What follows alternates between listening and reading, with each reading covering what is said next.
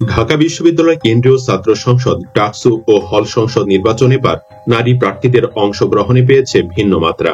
VP, GS, AGS শীর্ষ এই 3 পদে প্রতিদ্বন্দ্বিতা করছেন 7 নারী প্রার্থী। সম্পাদক ও সদস্য মিলে বিভিন্ন প্যানেলে অন্তত 42 জন এবং স্বতন্ত্র প্রার্থী মিলিয়ে মোট 60 জন নারী প্রার্থী রয়েছেন।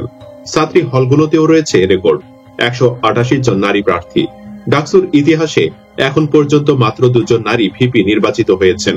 প্রথম জন বেগম জাহানারা আক্তার 1960 সালে এবং দ্বিতীয় জন ছাত্র ইউনিয়নের প্রার্থী মাহফুজা খানম 1966 সালে। এরপর দীর্ঘ 58 বছরে আর কোন নারী ভিপি হননি। এবার ডাকসুর নির্বাচনে শীর্ষ পদে লড়বেন কোন 7 জন নারী, কি তাদের পরিচয়? অনুরোধ থাকবে ডাকসু নির্বাচনে শীর্ষ পদে লড়া 7 নারী নেত্রীর আসল পরিচয় সম্পর্কে বিস্তারিত জানতে ভিডিওটিতে একটি লাইক আর এই চ্যানেলে নতুন হলে সাবস্ক্রাইব করে পুরো ভিডিওটি দেখার। নাম্বার 1, উমামা ফাতিমা। জুলাই অভ্যুত্থানে পরিচিত মুখ উমামা ফাতিমা এবার ভিপি পদে স্বতন্ত্র প্যানেল থেকে লড়ছেন। উমামা বিশ্ববিদ্যালয় জীবনের শুরু থেকে বামপন্থী রাজনীতির সঙ্গে জড়িত ছিলেন। জুলাই অভ্যুত্থানের পর সেপ্টেম্বরে ছাত্র ফেডারেশনের সদস্য সচিব পদ থেকে পদত্যাগ করেন। কোটা সংস্কার আন্দোলনের সময় সমন্বয়ক হিসেবে দায়িত্ব পালন করা এই শিক্ষার্থী পরে বৈষম্য বিরোধী ছাত্র আন্দোলন থেকেও সরে দাঁড়ান।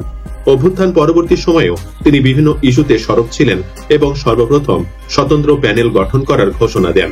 তার প্যানেলে জিএস পদে লড়বেন ঢাকা বিশ্ববিদ্যালয় সাংবাদিক সমিতির সাবেক সভাপতি আল সাদি ভুইয়া ও এজিএস পদে প্রতিদ্বন্দ্বিতা করবেন সমাজবিজ্ঞান বিভাগের শিক্ষার্থী জাহিদ আহমেদ।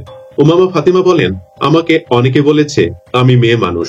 ঢাকা বিশ্ববিদ্যালয় শিক্ষার্থীরা মেয়ে মানুষকে ভোট দেবে না, তাই আমাকে অনেকে বলেছে সরে আসতে। যদিও আমি তাদের নাম বলছি না। আমাকে বলেছে কোন সম্পাদক পদ হলে আমি নাকি জিতে আসব। তিনি বলেন, বাংলাদেশকে এখনো অনেক দূর হাঁটতে হবে। আমরা আমাদের সেই কাঙ্ক্ষিত বাংলাদেশ পাইনি। ডাকসু নির্বাচনের মধ্য দিয়ে আমরা সেই আকাঙ্ক্ষার দিকে এগিয়ে যাব। নাম্বার 2, শেখ তাসনিম আফরোজ ইমি। বামপন্থী সংগঠনগুলোর সমন্বয়ে গঠিত প্রতিরোধ পর্ষদ প্যানেল থেকে ভিপি পদে লড়ছেন শেখ তাসনিম আফরোজ ইমি। তিনি সর্বশেষ ডাকসু নির্বাচনে শামসুন্নাহার হল সংসদের ভিপি নির্বাচিত হয়েছিলেন। এবারই প্রথম বড় পদে লড়ছেন তিনি। রাজনৈতিকভাবে জাতীয় নাগরিক কমিটির সঙ্গেও যুক্ত ছিলেন ইমি।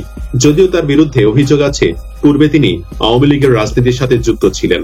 তার মুখে বহুবার শেখ মুজিব আর হাসিনা বন্দনা শোনা গেছে। যদিও এবার তিনি দাবি তুলেছেন হাসিনাকে ডাকসুর আজীবন সদস্য পদ থেকে বহিষ্কার করার। অনেকে বলছেন তাসনিম আফরোজ ইমিকে দাঁড় করিয়েছে আওয়ামী লীগ। এমনকি আওয়ামী লীগের টাকায় ডাকসু নির্বাচন করার অভিযোগ আছে তার বিরুদ্ধে। যদিও এ বিষয়ে ইমি বলেন, টাকা দিয়ে যদি আওয়ামী লীগ আমাকে দাঁড় করাতো তাহলে আমাকে তো সিজারের সাথে দাঁড় করাতো, বাম দলে কেন যাব? ইমির সঙ্গে একই প্যানেল থেকে জিএস পদে লড়বেন ছাত্র ইউনিয়নের নেতা মেঘমাল্লার বসু। ইমি বলেন, নির্দিষ্ট কোনো সাংগঠনিক কাঠামোর অংশ নয়, এমন মানুষদের সমন্বিত করে আমরা একটি প্যানেল তৈরি করতে সক্ষম হয়েছি। এটি শুধুই গণতান্ত্রিক ছাত্র জোট বা বামপন্থীদের প্যানেল নয়। ৭১ ও ২৪-এর গণহত্যাকারীদের ঘৃণা করে যারা গণতান্ত্রিক বাংলাদেশ নির্মাণে লড়াইয়ে অংশীজন হতে চায় তাদের নিয়ে আমরা প্যানেল করছি। আশা রাখছি আমরা ভালো কিছু করব। নাম্বার 3, জিএস পদে সাবিনা ইয়াসমিন। ডাকসু নির্বাচনে জিএস পদে একমাত্র নারী প্রার্থী হলেন সাবিনা ইয়াসমিন। বাংলাদেশ ছাত্র অধিকার পরিষদের প্যানেল থেকে লড়ছেন তিনি। সাবিনা ইয়াসমিন বলেন, আমি ঢাকা বিশ্ববিদ্যালয় ক্যাম্পাসে আসার পরপরই 7 কলেজকে ঢাবি থেকে পৃথকীকরণ আন্দোলন, নিরাপদ ক্যাম্পাস চাই আন্দোলন, জুলাই আন্দোলনের সময় রোকেয়া হলের হয়ে প্রথম সারিতে থেকে আন্দোলন করেছি।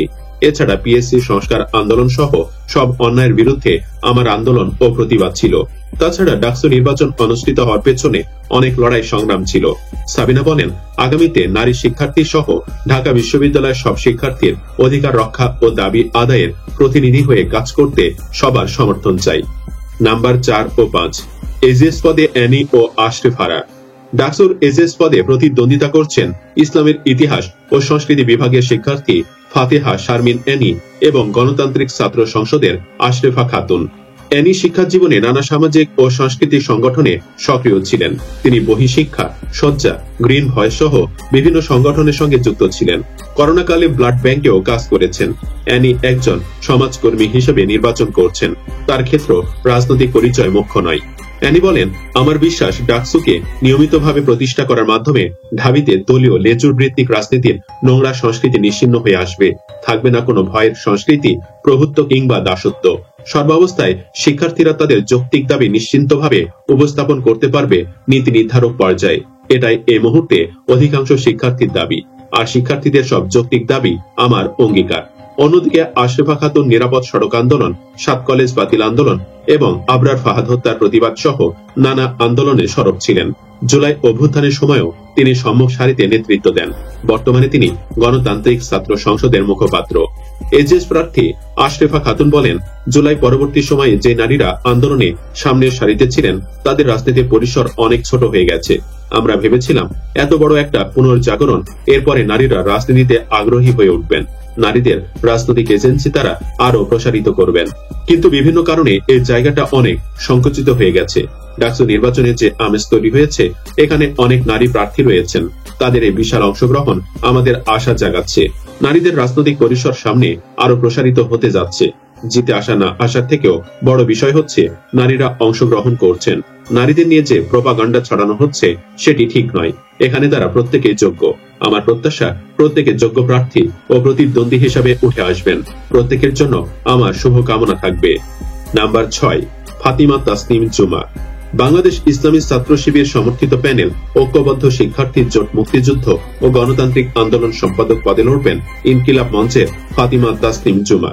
তিনি সুফিয়া কামাল হলের 2021-22 সেশনের আবাসিক শিক্ষার্থী। বর্তমানে তিনি বোরকা ইস্যু নিয়ে শিক্ষার্থীদের মাঝে বেশ আলোচনায় রয়েছেন। মূলত শিবির মানে হচ্ছে ধার্মিক লেবাস, কিন্তু জুমা একজন বেপর্দা নারী। কেন একজন বেপর্দা নারীকে শিবির প্যানেল জায়গা দিল তা নিয়েও সমালোচনা চলছে। জুমা জানান, যারা বোরকা পরে না, পর্দা করে না, শিবিরের পক্ষ থেকে সেসব নারীদের প্রতিনিধি আমি। যদিও জুমার বিরুদ্ধেও পূর্বে ছাত্রলীগের রাজনীতি করার অভিযোগ রয়েছে। জুমা বলেন, আমি নির্বাচিত হলে আওয়ামী কালচারাল হেজিমনির বিরুদ্ধে লড়ব। জনতার চেতনাকে যারা নিজেদের স্বার্থে কুক্ষিগত করে তাদের কুঠারাঘাত করব। আমি আমার নির্ধারিত পথ থেকে আমার দায়িত্বগুলোর প্রতি ফোকাস থাকব। ঐক্যবদ্ধ শিক্ষার্থী জোটের প্রার্থী জুমা বলেন, আমি জুলাইয়ের পর এমন এক নারী চরিত্র যেসব পক্ষ মত দলের কাছে বারংবার ভুক্তভোগী হয়েছি, তথাপি কোনো বাধা আমাকে দমাতে পারেনি। আমি সেসব নারীর প্রতিনিধিত্ব করি যারা হার না মানা সংগ্রাম করে ঢাকা বিশ্ববিদ্যালয়ে পড়তে আসে, যারা পদে পদে সব বাধা ডিঙ্গিয়ে স্বপ্ন ছই। সেই গল্প বলবো হয়তো একদিন। এছাড়া স্বতন্ত্র এজিএস পদপ্রার্থী সঞ্জনা আফিফা অদিতি, অপরাজয় 71 অদম্য 24 থেকে অদিতি ইসলাম এজিএস, ফাহমিদা আলম ও তর্পিতা ইসলাম অবধি নির্বাচনে অংশ নিচ্ছেন। এদিকে এখন পর্যন্ত ঘোষিত 9টি পূর্ণাঙ্গ প্যানেলে মোট 38 জন নারী প্রার্থী রয়েছেন।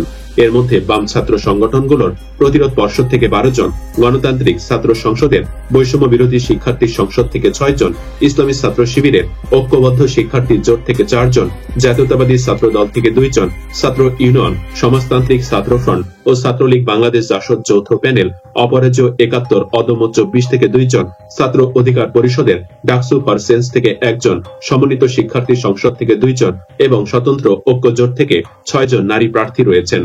সুপ্রিয় দর্শক, আপনার কি মনে হয় পূর্বের 58 বছরের রেকর্ড ভেঙে এবার কি নারীরা পারবেন ডাকসুর কোন একটি গুরুত্বপূর্ণ পদে জিতে আসতে? কমেন্ট বক্সে ইয়েস বা নো লিখে জানিয়ে দিন আপনার মতামত।